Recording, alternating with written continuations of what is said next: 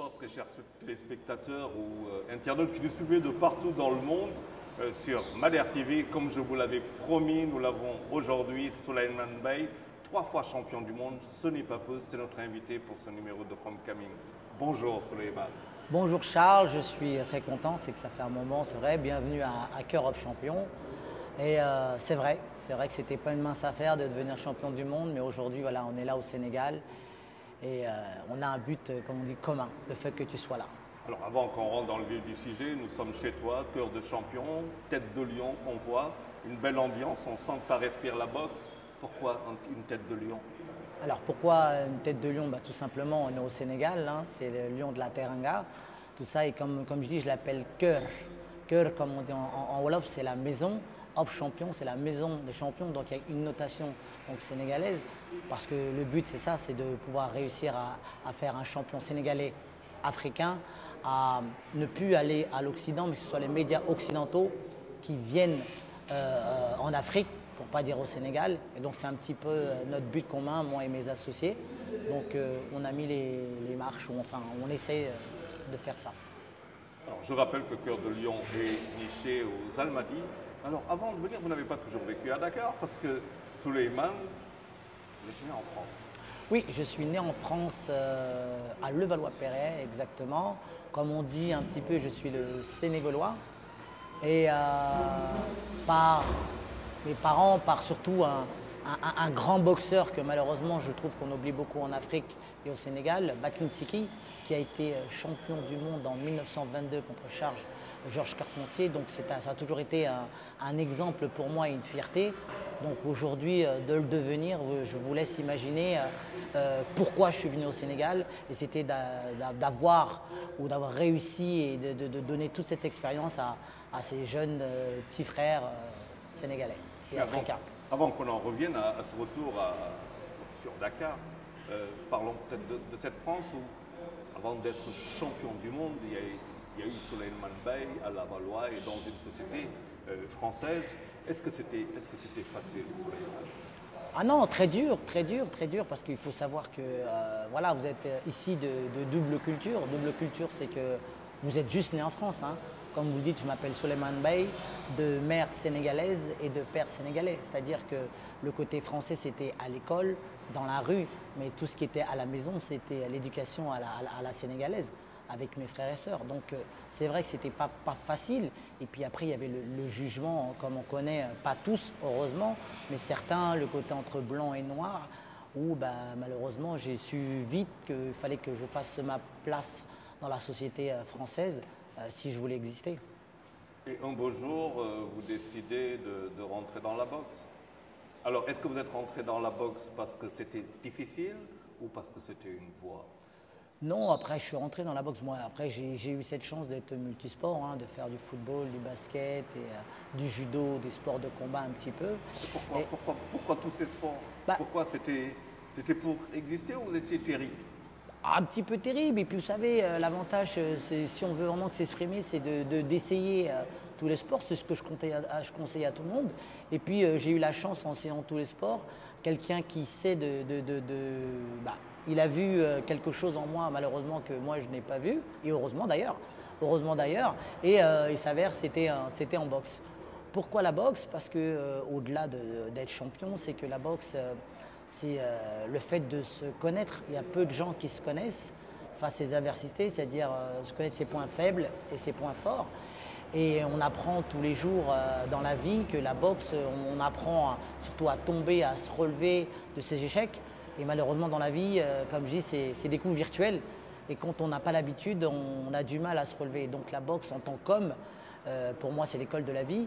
Et puis forcément, j'ai eu aussi beaucoup de chance, beaucoup de travail et d'être bien accompagné à devenir voilà, ce 3 fois champion du monde de boxe anglaise.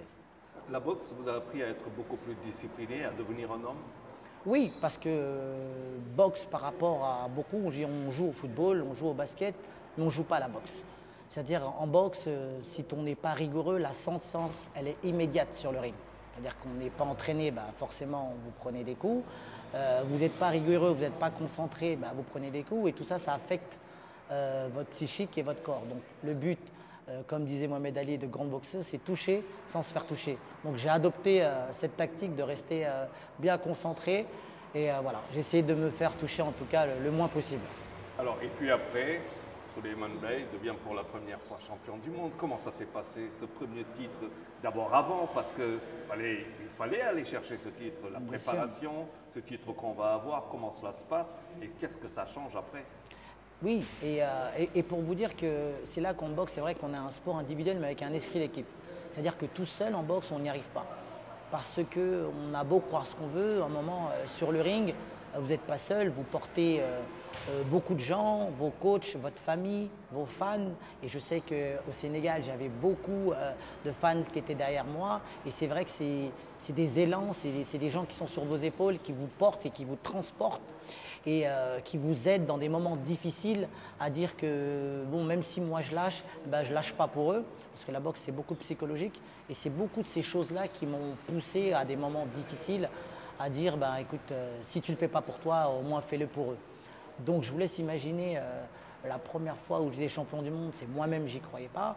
C'est plutôt les gens qui me l'ont dit. Pourquoi? Mais parce que je vous dites, voilà, enfant de Valois, ici de l'émigration, champion du monde un jour, s'il y en avait autant, ça se serait. Hein. C'était contre qui Alors c'était la première fois, j'étais à Las Vegas, j'ai signé avec le grand promoteur Don King. Donc c'était pendant une grande soirée où il y avait Mike Tyson, tous les grands champions. Et j'étais le petit Frenchy sénégalois. Et comme je leur disais, oui, j'ai français, je dis ouais, c'est vrai que j'étais le français avec le coq, mais j'avais la chance d'avoir des dents de lion du Sénégal. Donc c'est beaucoup de ça et ce combat était assez difficile parce que je partais 7 contre 1, donc pour eux c'était normal. Donc j'ai perdu au point un point, c'est-à-dire que je suis parti avec le sifflement du public américain, mais je suis parti avec les applaudissements et les sifflements du champion. Donc pour moi, avant d'être vrai champion, c'est bien d'être reconnu par ses pairs, surtout quand vous avez des grands champions comme ça qui vous disent que tu méritais la victoire et qu'ils étaient très impressionnés. Ça a changé quelque chose après pour devenir ce champion? Ça a Bien provoqué Ah bien sûr, ça a provoqué. Ça veut dire qu'à un moment, on peut croire ou on peut vous dire que vous pouvez être champion et que vous avez le talent pour, mais quand vous êtes reconnu, comme je dis, par vos pairs, ceux qui l'ont été, des immenses champions, qui prennent le temps de venir vous voir et qui expriment votre gratitude en disant « tu nous as fait plaisir, tu as montré de la belle boxe, on ne s'y attendait pas », écoutez, mieux que ça, c'est mieux que tout. Donc forcément, ça donne un élan immense, on ne s'y attend pas, et dans la tête, après, on est convaincu qu'il faut qu'on soit champion du monde. Et j'ai eu cette chance après. Racontez. Bah, Comment ça se passe quand le titre arrive? Bah, quand le titre arrive, c'est qu'on arrive déjà à le partager avec ma famille, les gens qui entourent, mais surtout les fans. C'est surtout les fans qui vous font sentir que vous êtes champion, parce que je pense que dans la vie de tous les jours, c'est assez difficile. C'était en quelle année? Ça, j'étais champion du monde alors, en 2006, en 2007 et en 2010.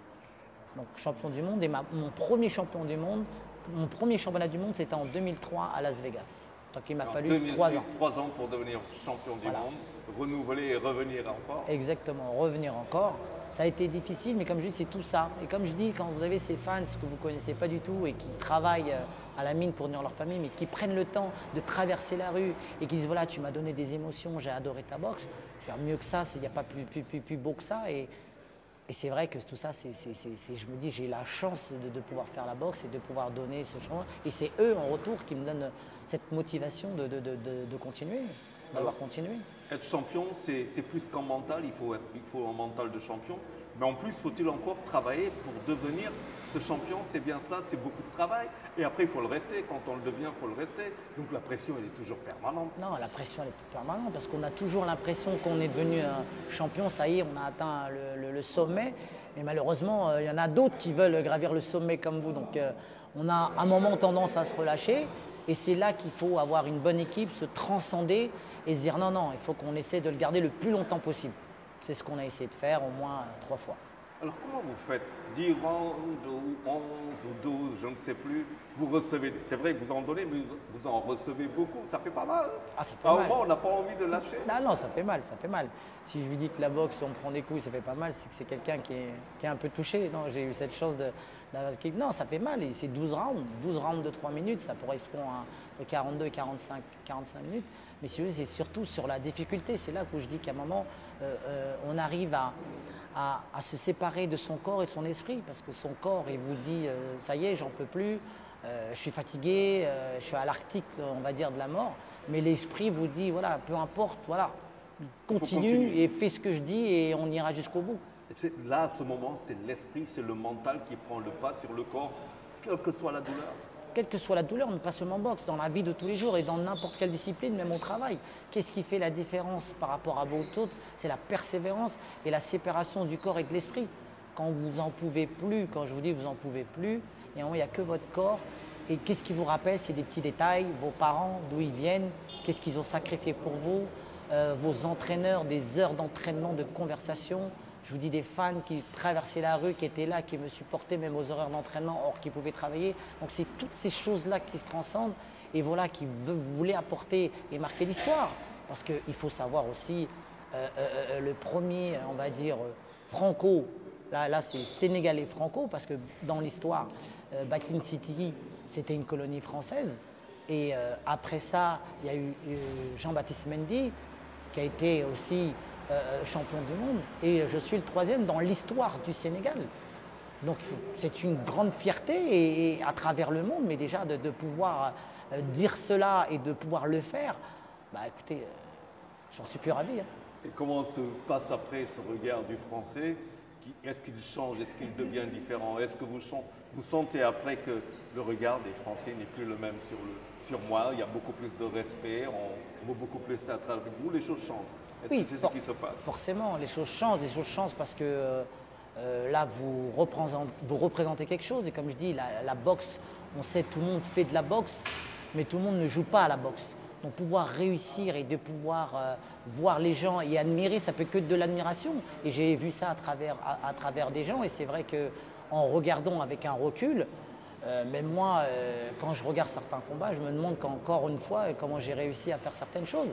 Mais ça a ouvert beaucoup de portes, tant mieux. Ça m'a permis de rencontrer beaucoup de gens influents. Ça m'a permis de moi-même de me reconcentrer en tant qu'homme et d'être le champion du monde sur le ring, un peu fou, un peu fourboyant, un peu téméraire, mais d'être un citoyen normal en dehors du ring. Eh bien, un citoyen qui un jour, vous allez nous le dire, décide plutôt de rester en France et de donner à la France peut-être ce qu'il a reçu, eh bien, décide de revenir au Sénégal, pays dans lequel il n'est pas né, mais issu d'une autre génération avec des parents émigrés. Vous décidez de venir au Sénégal. C'était en quelle année? Alors aujourd'hui, ça va faire dans la 4e année. Je suis venu en 2018, j'ai ouvert la salle. J'ai ouvert la salle au Sénégal. Et pour l'histoire, c'était que je me suis dit, parce qu'on a un sport traditionnel qui est la lutte avec frappe, et on avait au Sénégalais, quand on regarde à la corniche avec tout le nombre de sportifs qu'on a, et puis le Sénégalais dans l'âme, on aime ces sports de combat, on aime ces sports de contact. Et je me suis toujours dit, j'ai jamais compris qu'il n'y avait pas des grands champions, surtout que Batin Siki avait montré la voie, parce que quand on regarde le combat, il n'était pas technique par rapport à Georges Carpentier qui était un grand technicien, mais il avait montré de l'honneur, de la force, de la persévérance. Et on se dit, oui, il y a vraiment du talent. Et quand on voit à la corniche le nombre de sportifs, je me dis, c'est étonnant.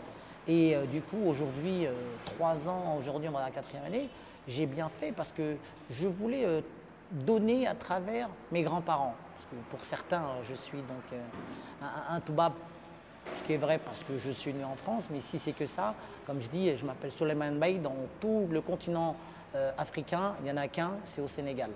Donc mon sang est de parents sénégalais, mais aussi africains, parce que moi, l'intérêt aussi, c'est pas que pour le Sénégal, mais c'est vraiment pour le continent africain, et de montrer qu'il y a du talent. Et comme je dis encore, je ne veux plus que ce soit, comme il se passe souvent, des talents africains qui vont à l'Occident et qui restent à l'Occident, et du coup, c'est les autres qui en profitent. on veut aujourd'hui, ou avec mes associés en tout cas, c'était que ce soit ces talents africains qui restent en Afrique, mais que ce soit l'Occident qui vienne les voir en Afrique, voir comment ils vivent, comment cette nature, cette force est venue, parce qu'il y en a beaucoup en Afrique. Et c'est ça qui m'a toujours trotté dans la tête. Et j'ai dit, bon, comme il n'y en a jamais eu, ben, je serai le premier à le faire avec toutes les difficultés que malheureusement que ça emmène. Avant qu'on en arrive à ces difficultés, vous parlez souvent et depuis tout à l'heure de Battling-Siki. C'est quelqu'un qui a compté dans votre carrière de boxeur? Bien sûr, parce que s'il est vrai que j'étais franco-sénégalais, mais je pouvais crier dans le toit du monde que nous avons eu un champion du monde sénégalais. D'accord? Et les anciens le reconnaissaient. Oui, effectivement, et c'est une fierté et c'est un drapeau. Et moi, ça m'a toujours porté. Ça m'a toujours porté. Qu'est-ce qu'on avait de commun avec moi et Battling-Siki? C'est que nos parents étaient sénégalais. Donc, par le lien du sang, j'étais forcément admirateur, petit jeune supporter, parce que ces années-là, vous doutez bien que j'étais pas là, mais des recherches et pouvoir le crier au toit du monde que, ouais, on a eu un champion du monde, le premier noir africain. Vous êtes en train de dire que le Fulle, le Faïda, le Jom, c'est quelque chose qui était visible, en tout cas, et perceptible chez Battling-Siki. C'est ça, finalement, votre culture qui vous permet de devenir champion. Et comme vous l'avez dit, Charles, c'est ce qui est sénégalais. Le Fulle, le Faïda, le Jom, c'est ce qu'on appelle un Sénégalais. Pourtant, ce n'est pas facile, ça n'a pas été facile, Dakar, pour vous, quand vous revenez. Il aurait été beaucoup plus facile de rester en France, d'investir là-bas. Vous n'aurez certainement pas eu des problèmes parce que vous en avez eu justement à Dakar. Oui, bien sûr, j'ai eu des problèmes. Après, quand je vous dis la France, j'ai la France, j'avais les États-Unis, j'avais l'Angleterre, j'avais le Japon. J'avais vraiment le choix. Mais à un moment, il y avait un côté Racine. Racine dans le sens où j'ai accompli ma vie ou ma mission, on va dire, en étant champion du monde que je ne pensais pas pouvoir l'être. Mais je veux dire, ce rôle étant passé, je me suis dit, j'ai quelque chose à transcender. Alors oui, effectivement, j'aurais pu le faire dans d'autres continents, avec d'autres pays. Mais il était important pour moi de le faire au Sénégal, parce que je suis d'origine sénégalaise, mais surtout africaine. Et j'insiste sur le mot africain. Parce que le but aujourd'hui, il faut qu'on ait un champion du monde africain. Pourquoi l'Afrique? Parce qu'on a besoin à tous ces jeunes qui pensent que l'Europe, c'est l'Eldorado. Oui, parce que je pense qu'on ne leur a pas montré qu'on pouvait réussir dans notre propre continent. Parce que quand on regarde, toutes les grandes ressources naturelles sont ici. Et malheureusement, on a toujours envie de partir voir ailleurs. Alors, partir voir ailleurs en tant que touriste, normal. Mais clandestinement, c'est un peu ça qui me touche à leur montrer que de dire que c'est possible. Et donc, la difficulté, comme dit le président, c'est qu'il appelle toute cette diaspora à rentrer. Je fais partie de cette diaspora, beaucoup d'autres font partie de cette diaspora et malheureusement, on n'est pas accompagné. C'est-à-dire que j'ai eu cette chance, malheureusement, paix à son âme, Mbaye Diack Diop, parce que cette salle-là devait exister à Rufisque, parce que lui était très fervent de la boxe et adorait de la boxe. D'ailleurs, il est venu voir plusieurs fois à mes grands combats. Et malheureusement, comme je disais, pas à son âme, ça n'a pas pu se faire. Donc, je n'ai pas voulu lâcher l'idée. J'ai dit, je vais attendre ma carrière et de le faire. Donc, où j'expliquais, où la diaspora, on l'a dit de venir, mais je veux dire, il n'y a pas d'accompagnement. On ne sait pas où aller, on ne sait pas comment aller. Accompagnement de la part de qui? Des autorités ou un programme qui serait mis en place? Oui, ou un programme, ou tout simplement des documents administratifs. Parce qu'on a beau être francophone, les administrations qu'on fait au Sénégal, les administratives qu'on fait en France, ce n'est pas du tout pareil. Et moi, je suis fervent que quand on va dans un pays, on s'adapte. On s'adapte. Souleymane, êtes-vous en train de nous dire qu'ici, ça a été difficile de savoir qui est qui fait quoi, qui le fait où, qui fait comment? Vous n'aviez aucune information? C'était difficile? Non, c'était difficile, c'était très compliqué parce que je vais vous dire, voilà, moi je suis venu, j'ai inauguré la salle, à maintes reprises j'ai envoyé des courriers au ministère des Sports, il y avait le président de la fédération, à beaucoup d'autres. Je n'accuse personne, mais ces courriers ne sont jamais venus. Pourtant, je suis passé par maintes personnes. Jamais de réponse, jamais venu. Et j'ai eu la chance que ce soit le premier ministre français qui soit venu à la salle, à la boxe. Et j'ai eu Édouard Philippe. Édouard Philippe qui est venu à la salle pour regarder la salle de boxe parce que lui me suivait à la télé. Et j'ai eu la chance ce jour-là de rencontrer le ministre des Sports. afin pour pouvoir eu la chance de pouvoir discuter et de dire que voilà, que ça n'a pas été si simple de pouvoir réussir à faire de la boxe, mais pas seulement de la boxe, mais de donner l'envie de transcender, comme on dit, ces jeunes Sénégalais à devenir des hommes. Parce qu'à travers le sport, et là je ne mets pas de la boxe, mais tout le sport, on retourne à l'école. Et quand on retourne à l'école, alors j'explique, c'est-à-dire que en boxe et dans d'autres sports, on n'est pas souvent numéro 1, mais on peut accompagner le numéro 1. Par la motivation de ce sport, on peut devenir arbitre, juge, kiné, médecin, journaliste sportif. C'est-à-dire qu'on est vraiment transcendé par ce sport, que ça nous aide à retourner à l'école pour pouvoir continuer ce sport qui vous donne la magie, l'envie de vous lever tous les matins avec tous les sacrifices qu'on sait ce qu'il y a au Sénégal. Donc, à travers le sport, il y a vraiment quelque chose. Et c'est un petit peu, voilà ce que j'ai voulu démontrer, mais j'aurais voulu vraiment le faire avec les autorités. Malheureusement, ça n'a pas été le cas. Oui, j'ai été voir après par la suite le ministre des Sports. On a discuté, mais aujourd'hui en vain. Alors, vous êtes nombreux, est-ce que vous le savez, ces émigrés ou alors cette génération qui est même née à l'étranger, qui décide de revenir à Dakar et qui se sent un peu esselé, qui n'est pas accompagné. Aujourd'hui, vous l'avez préparé votre arrivée quand même. Bien sûr. Bien sûr. Il vous a fallu combien de temps pour préparer cette arrivée? Moi, préparé, on a ouvert en 2018. Moi, j'ai commencé à émerger ça depuis 2015. 3 ans après. Ouais. Aujourd'hui, s'il y a un message que vous lancerez à la diaspora, aux membres de la diaspora qui souhaiteraient revenir chez eux, au Sénégal ou en Afrique et investir, quels conseils pourriez-vous leur donner? Alors, venez, mais alors, il y a beaucoup de choses à vous dire. Et là, je préfère m'adresser à vous.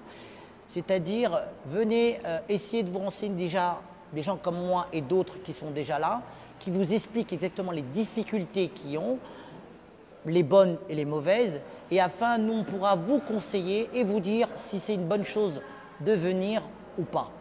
Pour ma part, on a tellement investi. Si jamais je devais faire le film, ce que j'ai aujourd'hui, je pense que je ne serais pas venu. Vous ne seriez pas venu? Non, parce qu'aujourd'hui, si je regarde bien, je suis à fonds propres. J'ai la chance que j'ai des sponsors qui me suivent. Il faut bien citer leur nom. Eiffage, parce que dès le début, ils ont été là. D'ailleurs, je leur en remercie. La Casamançaise aussi qui était là. Sportcom qui nous a permis en France d'être ici. Mais des autorités, si j'ose dire, rien. Rien. Alors, vous allez me dire que je suis peut-être un petit peu égocentrique, mais j'aurais ou au moins voulu avoir ce respect en tant que champion du monde, pas en tant que créateur d'une salle, en tant que champion du monde. C'est pas peu. Ouais, je pensais surtout de dire voilà, j'ai beaucoup à donner, pas non seulement côté pécunier, mais au niveau construction et d'autres champions à venir, comme le dernier Souleymane Sissoko, qui aujourd'hui a des grandes chances de devenir champion du monde. Et je l'aide et je l'accompagne à qu'il fasse son championnat du monde au Sénégal, la chance que je n'ai pas pu avoir. Donc, et beaucoup d'autres derrière, Et je pense qu'on ne le fasse pas main à main avec les autorités ou les mairies compétentes, je trouve ça dommage, tout simplement. Alors, vous êtes en train de dire que vous n'êtes pas seulement constructeur, quelqu'un qui façonne un champion sur un ring, mais c'est aussi quelqu'un qui façonne un champion de la vie, un véritable leader. Enfin, c'est ce que j'essaye, j'essaie de transcender ce que moi on m'a donné sur le ring et de le transcender dans la rue. Et dans la rue, ce que je dis à tout le monde, c'est qu'on a besoin de tout le monde. C'est-à-dire que quelqu'un qui est pas bon, qu'on trouve pas bon, il est bon forcément quelque part. Parce que il faut savoir que j'étais bon sur le ring, mais il y avait quelqu'un qui n'était pas bon, mais qui savait me parler, qui savait me transcender. Et ça, qu'est-ce que ça coûte? Parce que je lui dois la victoire. On a toujours du potentiel. Maintenant, faut-il savoir bon? Exactement. Et je pense que c'est tout ensemble. Parce que quand on regarde l'esprit sénégalais, pour ma part, tout au long de la corniche, tout ce nombre de gens qui se transcendent, qui s'entraînent, qui ne lâchent pas. Et on sait la difficulté qu'il y a. et sur toute la jeunesse sénégalaise. Et moi, je donne là un grand message au gouvernement, que moi, je suis partisan à tous ces jeunes immigrés, gardons-les chez nous et proposons quelque chose, moi et d'autres sports. Et vous verrez qu'il y en a beaucoup moins qui partiront, parce qu'on se sent bien en Afrique. Êtes-vous en train de dire aux gens de la diaspora, malgré la difficulté qu'il y a, s'il faut venir, il faut tenter le pari? Mais consultez d'abord. Consulter avant de venir. Consulter avant de venir, qu'on établit un vrai cahier des charges, savoir où on va, comment on y va, et puis après, vous serez les bienvenus. Mais avant ça, c'est compliqué. On a vu beaucoup de jeunes qui se sont entraînés tout à l'heure, beaucoup de jeunes qui sont là, mais il y en a d'autres qui prennent des pirogues pour partir, malheureusement sans visa, c'est des risques incroyables. Quel conseil pourriez-vous leur dire aujourd'hui? Est-ce que faut-il partir ou alors faut-il ici avoir confiance, se chercher et peut-être se réaliser? Alors Charles, je vais dire mieux qu'un conseil. J'ai réussi à trouver un boxeur qui devait se préparer à partir à l'immigration. D'accord? J'ai réussi à le convaincre de rester de la boxe. C'était vraiment un sport, au-delà qu'il soit champion, comme je disais tout à l'heure, d'être un homme. J'ai fait après mieux que ça. J'ai pris 3 de ces boxeurs, aujourd'hui je les loge, je les nourris et je les rémunère. Pourquoi rémunérer? Parce que comme on sait, au Sénégal, à partir de 12-15 ans, on est soutien de famille. D'accord? On a toujours besoin d'aider sa maman ou quoi que ce soit. Donc, le but, je veux qu'ils apprennent ce métier.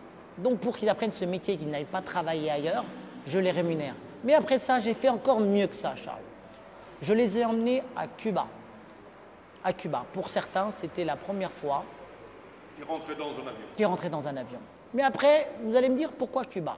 Cuba, il faut savoir que sur 12 catégories aux Jeux Olympiques, ils ont 8 médailles d'or.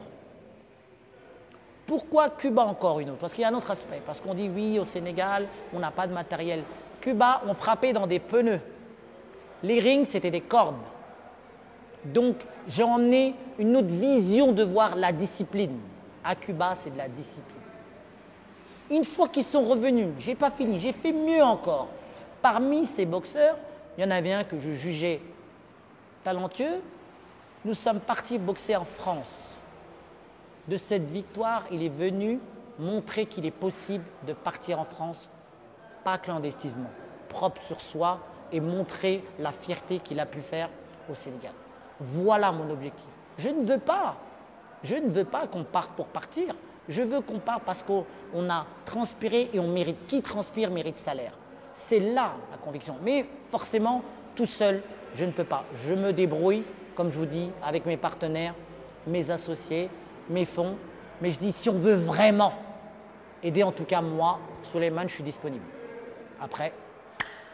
Vous avez dit que le rêve est possible parce que ces jeunes boxeurs, en fait, avaient un rêve. Vous êtes en train de les aider. Y a-t-il un rêve sénégalais?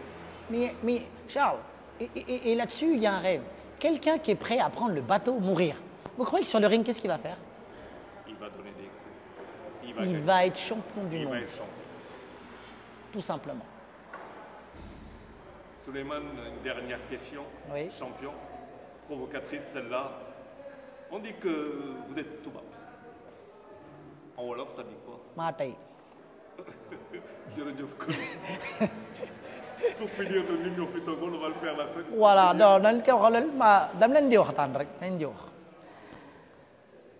on dit que je suis Toubab. Parce que comme les solen demain France, normal, on est d'une constitution France. Vous avez dit français. Dans l'Espagne, vous avez dit espagnol. Si on dit anglais, vous avez dit anglais. Mais moi, je suis de France. C'est mes parents sénégalais. Mais il faut que je dise Wolof ak nit ñi pour ñu dégg ma. Ma lii nag tubaab bi foo leen ko jëlee parce que suñu xoolee histoire bi depuis 1960 tous les autres là ay tubaab ngeen donc man ak yéen ay sénégalais direct léegi nag soo leen ko buggee nangu na bugg leen ko je suis désolé. C'était Souleymane Baye, propre champion du monde 2006, 2007, 2010, chez qui nous étions. C'était un plaisir. Souleymane. Plaisir Charles, tu es le bienvenu, je suis content parce que je pense que ces discussions sont très importantes et j'espère qu'il y aura beaucoup d'internautes qui vont comprendre, de dire que voilà, aujourd'hui l'Afrique c'est la pépine, il y a beaucoup d'entreprises qui viennent, ce serait dommage que nous-mêmes nous en profitons pas. Merci Souleymane, mardi prochain pour un autre numéro. Merci.